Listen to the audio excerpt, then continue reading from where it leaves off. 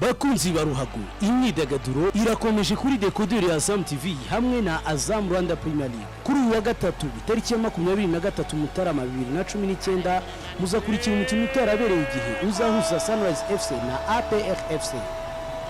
Aja kawuchebye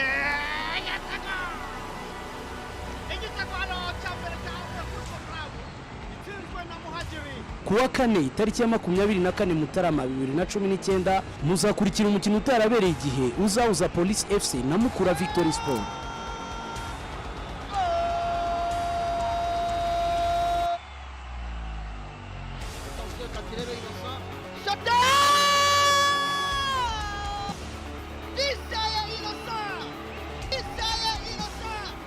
Iyi mikino izatangira isaa 9 n'igice live kuri Azam TV. Gura dekoderi ya Azam TV ku mafaranga 50,000 yonyine tukongera ifatabuguzi ry'amezi 2 kuri buke ya Azam Play. Ushobora kandi kugura abonnement ukoresheje MTN Mobile Money, Airtel Money na Tigo Cash ndetse no kubaduhagarariye mu gihugu hose.